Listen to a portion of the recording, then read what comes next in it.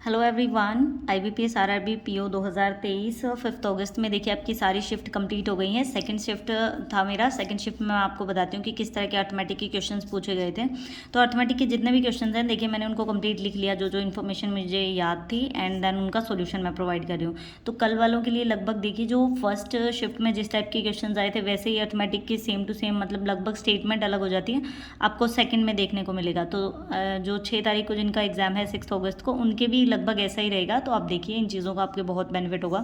सबसे पहले क्या था, प्रिंसिपल इन्होंने दिया, जैसे 2050 था, प्रिंसिपल को 20% रेट के ऊपर 4 साल के लिए सिंपल इंटरेस्ट पे दिया गया। एंड देन फिर बोला कि जो अमाउंट वहाँ से बनेगी, अमाउंट क्या होती है, principal plus interest, simple interest दोनों को मिला के आपकी अमाउंट बनेगी, उसको नेक्स्ट दे दिया 10% कंपाउंड इंटरेस्ट पे। तो CI की वैल्यू निकालिए कि कितना कंपाउंड इंटरेस्ट है। तो देखिए हम सिंपल इंटरेस्ट कैसे निकालते हैं, principal into rate into time. तो हमने लिख दिया कैसे, प्रिंसिपल था 2050, रेट थी 20, टाइम था 4 ईयर्स, डिवाइड में 100। तो यहाँ से सोल्व करेंगे, सिंपल इंटरेस्ट आ जाएगा 16,400। तो अमाउंट क्या बनेगी, प्रिंसिपल प्लस सिंपल इंटरेस्ट को मिलाकर 36,900 हमारे पास अमाउंट बन गई। इसको दिया है उसने 10% कंपाउंड इंटरेस्ट पे। तो देखिए ये वैल्यू लिखते हैं। मैंने आपको बताया कि जब भी 2 साल का कंपाउंड इंटरेस्ट आए तो आप अटैम्प्ट करिए, लेकिन अगर ज़्यादा का आए तो मत करिए, बिकॉज प्रीलिम्स में इतना टाइम नहीं होता, आप 3 साल का निकालो। क्लियर। तो 2 साल का हम कैसे निकालते हैं, डायरेक्ट प्रिंसिपल लिखते हैं, डिवाइड में 100 करते हैं, और यहाँ पे रेट और टाइम एक साथ लिखा जाता है। कैसे, हम 2 साल की रेट को निकालते हैं, रेट को 2 से मल्टीप्लाई किया प्लस रेट का स्क्वायर डिवाइड बाय में 100। मैंने अपने लास्ट वीडियोस में भी आपको बताया। तो इस तरह से जब हम 10 को मल्टीप्लाई करते हैं 2 से एंड इसका स्क्वायर करते हैं तो 21 आ जाएगा। आप याद रखिए कि जब भी आपको रेट 10 हो और 2 साल का निकालना हो तो 21 होगा। डायरेक्ट 21 से मल्टीप्लाई किया, कितना आ गया, 7,749। ये क्या है, ये आपका सिंपल इंटरेस्ट है, कंपाउंड इंटरेस्ट। सेकंड क्वेश्चन देखते हैं। सेकंड क्वेश्चन के अंदर क्या था, टोटल मिक्सचर दे रखा था, जैसे ये मिक्सचर एलिगेशन का भी मान सकते हैं, इस तरह का आपका आता है रेशो प्रोपोर्शन का क्वेश्चन। टोटल मिक्सचर दे रखा था 180 लीटर, जिसमें से उन्होंने ये नहीं बोला कि रेशियो क्या है वाटर का, बट डायरेक्ट बोल दिया कि 33% वाटर है। तो हमें पता है 33% किसी चीज़ का क्या होता है, 1/3। इसका मतलब अगर इसके 180 के हम 3 पार्ट करें तो जो तीसरा हिस्सा है वो आपका वाटर है।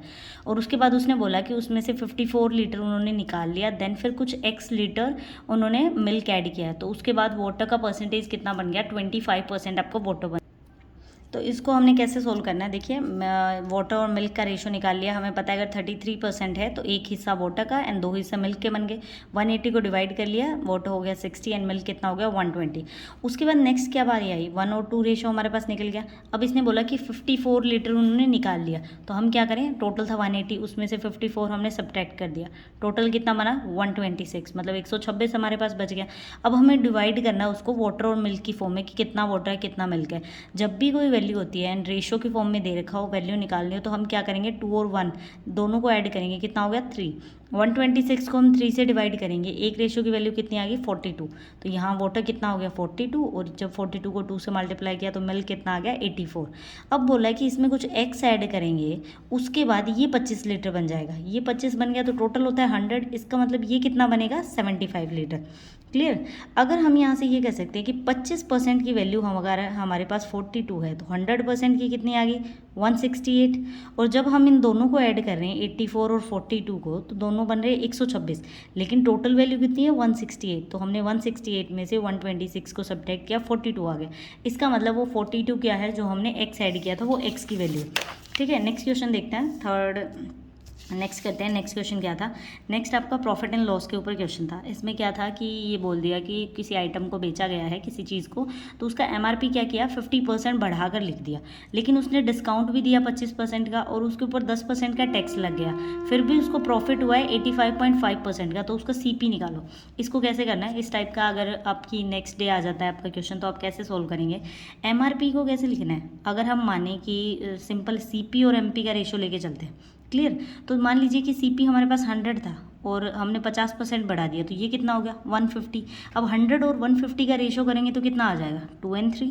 डिस्काउंट कितना दिया उसने, अगर टोटल वैल्यू 100 थी और यहाँ पे डिस्काउंट इसने दे दिया 25% का, तो ये कितना हो जाएगा 75। कट करेंगे तो कितना आ गया 4 and 3 की फॉर्म में। टैक्स कितना लगा है, अगर टोटल वैल्यू 100 है तो टैक्स लगा 10% का, मतलब 110। कट करने के बाद क्या रेशो बन गया 10 and 11। अब क्या करना होता है आपको, इन सबको मल्टीप्लाई करना है, मतलब इस लाइन की, हाँ 4 को 2 से मल्टीप्लाई, 10 से मल्टीप्लाई, टोटल कितना हो गया 80। इसको जब मल्टीप्लाई करेंगे तो कितना बन गया 99। इसका मतलब ये आपका CP है, ये आपका MRP है, तो इन दोनों के बीच में कितना बन गया, ये यहाँ पे मैंने MRP नहीं है ये, मतलब डायरेक्ट CP और MRP का रिलेशन था। क्लियर। इनके बीच में है 19 का डिफरेंस। इसका मतलब ये है CP और ये MRP, मतलब इतने पे उसने बेच दिया, सेलिंग प्राइस उसका इतना हो गया लगभग, ठीक है, इतने पे उसने बेच दिया। इसका मतलब इनके बीच में डिफरेंस कितना है, 19 का डिफरेंस है। 19% के डिफरेंस में उसको 85% का प्रॉफिट हो जाता है। इसका मतलब 1% की वैल्यू कितने के इक्वल आ गई, 4.5 के इक्वल। निकालना क्या है, CP निकालना है। ये है आपका CP 80 वैल्यू, तो 1 रेशो की वैल्यू 4.5 है, तो इससे मल्टीप्लाई किया कितना आ गया, 360। नेक्स्ट क्वेश्चन देखिए, 3 नंबर दे रखे थे ABC। फर्स्ट में उन्होंने क्या बोला कि A को अगर हम घटा दें, मतलब रिड्यूस कर दें 5 और B को 5 बढ़ा दें तो वैल्यू इक्वल हो जाएगी। और C में भी सेम हम 10 इंक्रीज़ कर दें और B में भी 10 इंक्रीज़ कर दें तो भी वैल्यू सेम हो जाएगी। अब A और C का सम दे दिया 450, तो B की वैल्यू निकालो। सबसे पहले इन्होंने बोला A में से 5 सब्ट्रैक्ट किया इज इक्वल टू, जब B में 5 जोड़ दें तो इक्वल हो जाता है। यहाँ से हमने A की वैल्यू क्या निकाल ली, B + 10, ये 5 उधर जाके प्लस का हो जाएगा, वैल्यू कितनी आ गई 10। अब इन्होंने बोला है कि C में 10 ऐड करें और B में भी 10 ऐड करें तो दोनों इक्वल है। इसका मतलब उनकी पहले ही वैल्यू इक्वल होगी, तभी तो सेम चीज़ ऐड करने के बाद भी उनकी वैल्यू इक्वल है। इसका मतलब हम यहाँ से कह सकते हैं B C के इक्वल है। B C के इक्वल है तो A और C की वैल्यू इन्होंने दे रखी है 450, तो यहाँ पे हमें B निकालना है, तो मैं C की जगह पे B और C तो सेम है, मैंने B लिख दिया। A को भी मैंने कन्वर्ट कर दिया, A की वैल्यू है B + 10, तो यहाँ पे B + 10 लिख दिया। 10 B की वैल्यू यहाँ से सॉल्व करेंगे तो कितने आ गए, 220। हमें यही निकालना था। नेक्स्ट क्वेश्चन देखिए, ये आपका दे रखा था सेविंग का, मतलब सेविंग से रिलेटेड क्वेश्चन था आपका। इस तरह का भी क्वेश्चन आता है कि A और B की सेविंग का रेशो दे रखा है 5:3 और उनका जो खर्चा है उसका रेशो दे रखा है 1:2। बोल दिया कि अगर A 60% सेव करता है अपनी इनकम में से तो दोनों की इनकम का रेशो निकालो। क्लियर। सबसे पहले हम यहाँ पे लिख देते AB, ये हो गया इनकम, इनका खर्चा एक्सपेंडिचर, और ये होगी सेविंग। तो स्टार्टिंग में सेविंग का रेशो 5:3 और एक्सपेंडिचर कितना है 1:2। तो हम यहाँ से क्या निकाल सकते हैं, इन्होंने बोला कि अगर वो 60% सेव करता है, इसका मतलब वो 60% सेव कर रहा है, तो टोटल वैल्यू अगर उसके पास 100 है तो उसने 60 सेव किया। इसका मतलब कितना सेव किया उसने, हम यहाँ से ऐसे निकाल सकते हैं ना, 60 और 100। ये देखिए हमने यहाँ पे लिख लिया 60 और 100, इसको मैं अगर कट करूँ तो 3:5 हो गया। इसका मतलब अगर टोटल उसका हम देखते हैं यहाँ पे, अगर इनकम उसकी 5 है, जैसे मैंने इसको कट किया तो ये 20 पे कट किया, 3:5 आ गया। इट मीन्स उसकी इनकम अगर 5 है तो वो 3 रुपये बचा रहा है। अगर उसकी इनकम 5 है तो वो 3 रुपये बचा रहा है। यहाँ पे सेविंग क्या है, 5 की फॉर्म में, बचा कितने रहा है, 3 रुपये। इसका मतलब हम क्या करें, अगर इसको मल्टीप्लाई कर दें इससे तो वैल्यूज़ बराबर हो सकती है, इसकी फॉर्म में आ सकता है। तो मैंने इसको 5 से 3 से मल्टीप्लाई कर दिया, कितना हो गया 15, और जब 3 से मल्टीप्लाई किया तो 9 हो गया। ये होगी इसकी सेविंग। हमने यहाँ पे जो भी उसकी सेविंग थी, जो हमारे पास एग्जैक्ट निकल गई 3 और 5, हमने इसको 5 से मल्टीप्लाई कर दिया। तो जो इसकी इनकम है उसको भी हम 5 से मल्टीप्लाई कर देते हैं, तो इनकम कितनी हो जाएगी, इनकम का क्या रेशो बनेगा इसका, 5 से मल्टीप्लाई किया तो कितना बन गया 25। ये B की भूल जाइए एक बार, हमारे पास सिर्फ A की निकल कर आई, कितनी आ गई 25। इनकम निकल के आ गई क्योंकि हम इसको 100 और 60 मान के चले थे। क्लियर। यहाँ से 25 निकल के आ गई। अब देखिए इनकम है 25 और बचा रहा है 15 रुपये, तो खर्चा कितना करेगा, सब्ट्रैक्ट करके 10 खर्चा करेगा। अब बोला है कि इसका खर्चा इसका डबल है, तो इसका खर्चा 10 है तो इसका एक्सपेंडिचर कितना हो जाएगा 20, उससे डबल हो गया। और यहाँ पे हमें पता है कि ये सेव करता है 9 रुपये और इसका खर्चा है 20 रुपीज़, तो इसकी इनकम कितनी होगी, 20 और 9 को ऐड किया 29। रेशो निकालना है इनकम का, क्या हो जाएगा 25 डिवाइड बाय में 29। हमारा 6th क्वेश्चन भी हो चुका है। अब हम करते हैं 7th क्वेश्चन। नेक्स्ट देखिए 7th क्वेश्चन आपका ट्रेन का क्वेश्चन दे रखा था। किस तरह से क्वेश्चन था, एक ट्रेन थी जिसकी लेंथ दे रखी थी 480 मीटर, मतलब 480 मीटर लॉन्ग एक ट्रेन है जो 90 किलोमीटर पर आवर क्रॉस कर रही है। देखिए किलोमीटर पर आवर में मीटर पर सेकंड में करना पड़ेगा। क्रॉस कर रही है अनदर ट्रेन को, मतलब एक जगह से मान लीजिए कि यहाँ से ट्रेन चली, उसकी इतनी लेंथ है, वो दूसरी ट्रेन यहाँ से आ रही है, एक दूसरे को वो क्रॉस कर जाती है। दूसरी ट्रेन की स्पीड इतनी दे रखी है 144, अपोजिट डायरेक्शन है, मतलब एक इधर से आ रही है एक इधर से आ रही है 9 सेकंड में। और अब बोला कि जो सेकंड ट्रेन है वो किसी प्लेटफॉर्म को 8 सेकंड में क्रॉस कर रही है, तो प्लेटफॉर्म की लेंथ निकालिए। सबसे पहले हमें सेकंड ट्रेन की लेंथ चाहिए, फिर टोटल डिस्टेंस, उसमें से हम क्या करेंगे प्लेटफॉर्म की लेंथ निकाल देंगे। कैसे, आपको पता है ST = D के इक्वल होता है, स्पीड को टाइम से मल्टीप्लाई किया, क्या बन गया डिस्टेंस। अब सबसे पहले देखिए जब भी ट्रेन अपोजिट डायरेक्शन में ट्रैवल करिए ना, एक ट्रेन आप मान लीजिए कि एक ट्रेन यहाँ आ रही है एक यहाँ आ रही है, जब ये अपोजिट डायरेक्शन में आ रही है तो स्पीड क्या होगी, ऐड हो जाएगी। जब वो दोनों सेम डायरेक्शन में ट्रैवल करती हैं तो स्पीड क्या होगी आपकी, सब्ट्रैक्ट हो जाएगी। अभी अपोजिट में आ रहे हैं तो एक की स्पीड है 90 और एक की स्पीड कितनी है हमारे पास 144, दोनों को ऐड कर दो कितना हो गया 234। क्लियर। ये है किलोमीटर पर आवर में स्पीड, हमें किस में चाहिए, सब मीटर पर सेकंड में। आपको ऑप्शन में मीटर पर सेकंड में देखने को मिलेंगे। तो जब भी किलोमीटर पर आवर को मीटर पर सेकंड में बदलते हैं, छोटा बनाना है तो छोटे से मल्टीप्लाई, 5/18 कर दिया। ये आ गई स्पीड। हमें क्या चाहिए, डिस्टेंस। स्पीड को टाइम से भी मल्टीप्लाई करना है, 9 सेकेंड लग रहे हैं, इसको 9 से मल्टीप्लाई कर दिया। इसको कट करेंगे, टोटल डिस्टेंस आ गया 585 दोनों का, जिसमें से ट्रेन ए का इन्होंने 480 हमें दे रखा है, तो सेकंड ट्रेन का कितना आ जाएगा, इसमें से सब्ट्रैक्ट कर देते हैं 105। हमें सेकंड ट्रेन की लेंथ मिल गई। अब बोला है कि सेकंड ट्रेन 8 सेकंड में एक प्लेटफॉर्म को क्रॉस कर रही है, तो टोटल डिस्टेंस निकाल लेते हैं। डिस्टेंस कैसे निकलता है, स्पीड इनटू टाइम।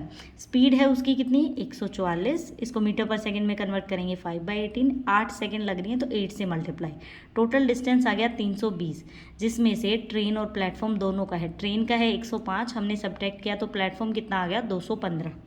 क्लियर हो गया आपको। नेक्स्ट हम करते हैं क्वेश्चन 8 नंबर। ये क्या है, आपको टाइम एंड वर्क टाइप का क्वेश्चन दे रखा था। ऐसा क्वेश्चन आता है एग्जाम में, पीओ में तो देखने को मिलता है। इसमें इन्होंने बोला कि 5 मैन है ना, वो किसी काम को 16 दिन में करते हैं। 5 man completed a work in 16 days. वहीं पे 8 वुमेन उस काम को कितने दिन में करती हैं, 36 डेज में। अगर 10 मैन ने काम स्टार्ट किया और उन्होंने 4 दिन तक काम किया, उसके बाद क्या हुआ, 12 वेमेन ने उनको ज्वाइन किया, तो टोटल टाइम बताइए कितना टाइम लगा उस काम को कंप्लीट करने में, हमें ये निकालना है। सबसे पहले देखिए, ऐसे निकालते हैं इसको। 5 मैन अगर 16 दिन में करते हैं तो 16 से मल्टीप्लाई, इसको इक्वल रख दो, 8 वीमेन 36। इसको कट कर दीजिए, जैसे 8 से ये कट हो गया तो यहाँ पे वैल्यू कितनी आ जाएगी, 2 से कट करके मैन और वेमेन की एफिशिएंसी आ गई 18 और 5। इतना क्लियर हो गया। टोटल वर्क अगर मैन का निकालना हो तो 5 मैन करते हैं 16 दिन में, एक कितने में करेगा, 16 × 5। तो हम यहाँ पे लिखेंगे 16 × 5, लेकिन इसकी एफिशिएंसी कितनी आई है, 18, तो हम 18 भी लिखेंगे। ये निकलेगा मैन का। क्लियर। तो मैन का टोटल वर्क कितना आ गया, 1440 उसने काम कंप्लीट किया। अब बोला है कि 10 मैन ने काम शुरू किया और 4 दिन तक काम किया। अगर एक मैन 18 एफिशिएंसी से एक दिन काम करता है तो 10 मैन एक दिन में कितना काम करेंगे, 18 को हम क्या करेंगे, 10 से मल्टीप्लाई करेंगे, तो 10 मैन एक दिन में कितना काम करेंगे, 180। उन्होंने 4 दिन तक काम किया तो 4 से मल्टीप्लाई किया, कितना बन गया, 720। टोटल काम है 1440, जिसमें से 720 हो चुका है, तो कितना बच गया आपके पास, 720। अब बचा हुआ 720 काम है हमारे पास। इसमें 10 मैन तो पहले ही काम कर रहे थे, 10 मैन, एक मैन की एफिशिएंसी है 18, 10 मैन की कितनी होगी, 10 से मल्टीप्लाई किया 180। उसी तरह 12 वेमेन की एफिशिएंसी निकालनी, एक वेमेन की कितनी है 5, तो 12 की कितनी हो जाएगी, 5 से मल्टीप्लाई किया 60। एक दिन की टोटल एफिशिएंसी कितना काम कर रहे हैं, 240। 720 काम करना है, 240 से डिवाइड किया, इनको 3 दिन लगेंगे। लेकिन उन्होंने ये पूछा है कि टोटल काम कितने दिन में हुआ, 4 दिन तो पहले मैन ने काम किया और फिर 3 दिन तीनों ने मिलकर, तो टोटल डेज कितने हो गए, 7। इतना क्लियर हो गया। अब हम करते हैं 9th नंबर क्वेश्चन। इसमें देखिए ये दे रखा था कि अलग से टाइप का क्वेश्चन था, इतना मुश्किल नहीं था, बट स्टेटमेंट बड़ी बना रखी थी, आसानी से आप कर सकेंगे। ये दे रखा है एवरेज दे रखी है 3 इवन नंबर की, कंसेक्यूटिव वगैरह कुछ मेंशन नहीं किया था कि लगातार हैं या कैसे हैं, लेकिन एवरेज है 3 इवन नंबर की 42 और 3 ओड नंबर की एवरेज है 39। एवरेज दे रखी है जो लार्जेस्ट और जो सेकेंड लार्जेस्ट ओड नंबर है, इवन नंबर है उसकी 45 और ओड की कितनी है 44। तो डिफरेंस निकालिए स्मॉलेस्ट इवन और स्मॉलेस्ट ओड में। सबसे पहले हम इवन का सम निकालते हैं, 3 नंबर का सम। अगर इनकी एवरेज है 42 तो हमने 3 से मल्टीप्लाई किया, कितना आ गया 126। अब हमें ओड का निकालना है, 39 को 3 से मल्टीप्लाई किया 117 आ गया। अब देखिए नंबर ही 3 है तो इन्होंने बोल दिया, जैसे हम यहाँ पे मेंशन कर लेते हैं कि ये नंबर है आपके पास 1 2 3। अब इन्होंने बोल दिया कि तीनों की तो सम इतना दे रखा है, लेकिन लास्ट का और सेकेंड लास्ट का हमें सम मिल गया। कितनी एवरेज दे रखी इन्होंने 45। 45 को 2 से मल्टीप्लाई करें, कितना आ गया 90।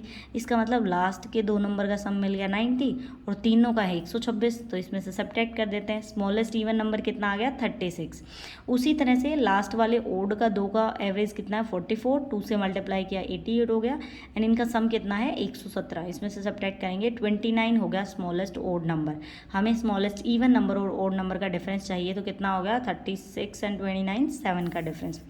नेक्स्ट देखिए डिस्टेंस दे रखा था 2 सेंटर के बीच में, 2 एडजेस्टेंट सर्कल्स हैं, उनके बीच का डिस्टेंस है 15 और शॉर्टेस्ट डिस्टेंस है एजेस के बीच में 4.5, डिफरेंस है रेडियाई के बीच में 3.5। एरिया निकालो बिगेस्ट सर्कल का। तो इस तरह से एक बड़ा सर्कल है, एक छोटा सर्कल है, जो डिस्टेंस है ना इनके बीच में, मतलब ये वाला डिस्टेंस वो है 4.5 और इनके यहाँ से पूरा डिस्टेंस है 15। इतना क्लियर हो गया। इसका मतलब ये इनकी रेडियस है, तो हम बोल सकते हैं कि R1 + R2 कितना है टोटल, जैसे इन्होंने दे रखा है हमारे पास। क्लियर। इसमें से हम सब्ट्रैक्ट करेंगे 15 में से 4.5 को, तो हमारे पास R1 + R2 कितना आ जाएगा, ये R1 की वैल्यू है, ये R2 की 10.5। डिफरेंस इन्होंने ऑलरेडी दे रखा है हमें, कितना है 3.5। तो इसको जब सोल्व करेंगे तो बिगर की रेडियस कितनी आ जाएगी 7। अब पूछा कि बिगर वाले का एरिया निकालो, तो πr² पुट करेंगे 154 आंसर आ जाएगा। तो ये हमारे क्वेश्चंस थे। इसके अलावा आपसे क्वांटिटी बेस्ड 1-2 क्वेश्चन पूछे हुआ था। तो ये अर्थमेटिक का ओवरऑल सेकंड शिफ्ट के क्वेश्चंस थे। इसी टाइप से क्वेश्चंस आपको देखिए नेक्स्ट आगे के एग्जाम में भी पूछे जाएंगे। अच्छे से प्रिपरेशन करिए। अर्थमेटिक थोड़ा सा डिफिकल्ट आ रहा है, जैसे सेकंड शिफ्ट में तो इक्वेशन भी काफ़ी हार्ड दे रखी थी, तो कल देखिए कैसा एग्ज़ाम आता है, बट स्ट्रेस मत लीजिए। जितना ज़्यादा डिफिकल्ट पेपर होगा उतनी ही कम कट ऑफ जाएगी। तो आप ये मत सोचिए, आप ये दिमाग में मत लेके चलिए कि आपको 65 से ऊपर करके आना है, 70 से ऊपर करके आना है। वो पेपर टू पेपर वेरी करता है। कई बार शिफ्ट ईजी होती है, कई बार में भी क्या पता सेकेंड डे वालों की ईजी हो जाए या फिर और भी डिफिकल्ट हो जाए। तो टेंशन नहीं लेना, आराम से देख आइए किस टाइप से पेपर होता है। एक बार इन क्वेश्चंस को ज़रूर रिवाइज कर लीजिए, आपके लिए बढ़िया रहेगा। Thank you for watching the video.